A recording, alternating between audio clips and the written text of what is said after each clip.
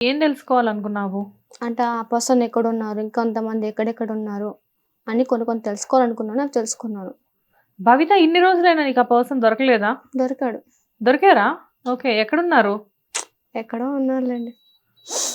అప్పుడు నువ్వు వెతికిన పర్సన్ అయితే ఇప్పుడు దొరికారు ఆల్రెడీ. దొరికేసాడు. మాట్లాడడం కూడా జరిగింది. ఏయ్! వావ్!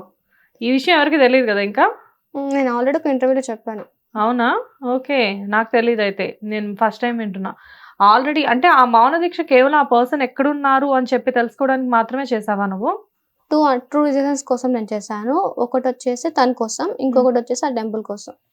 ఓకే. ఎవరు చెప్పారు నీకు ఈ దీక్ష చేయడం వల్ల ఇలాంటివి తెలుస్తాయని చెప్పేసి? నాకనిపించింది నేను చేశాను. నీకెవరు సజెస్ట్ చేయలా నువ్వే చేసావు. హ్మ్. సూపర్.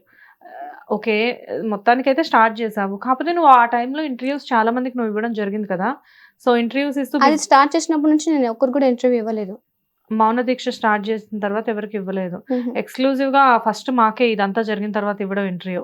అవును. Okay. Thank you Bhavita. Thank you so much for that.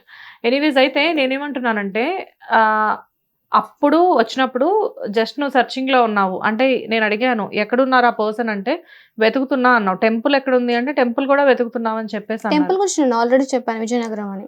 అంటే అది కాదు. నువ్వు నాకప్పుడు చెప్పిన దాంట్లో నాకు ఎగ్జాక్ట్‌గా ఏ పాయింట్ గుర్తుందంటే హ్మ్. టెంపుల్‌లో మీ ప్లేస్ ఎక్కడ ఉంది అనేది కొంచెం వెతకాలి. ఎక్కడైనా తవ్వితే గాని దొరకదు అని చెప్పేసి చెప్పావు కదా! నాకు ఆ టైంలో. అదెక్కడుందో నాకు తెలుసని చెప్పాను. నీకు తెలుసు. బట్ మిగతా వాళ్ళకి ఎవరికీ తెలీదు. తెలీదు. సో, ఇప్పుడు ఆ టెంపుల్‌కి వెళ్లి విజిట్ చేయడం జరిగింది గదా! నేను కాల్స్ చేశాను. అతనేమన్నాడంటే గనుక తను రెస్పాండ్ అవ్వట్లేదు. తనకిష్టం లేదంట.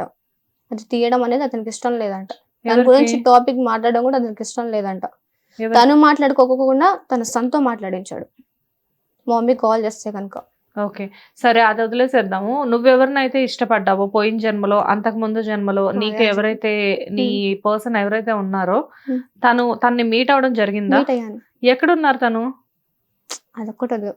అదొక్కటొద్దా? కలవడం అయితే జరిగింది కలవడం ఇద్దరు. అయితే జరిగింది. సో, తనకు గుర్తొచ్చావా నువ్వెవరన్నది?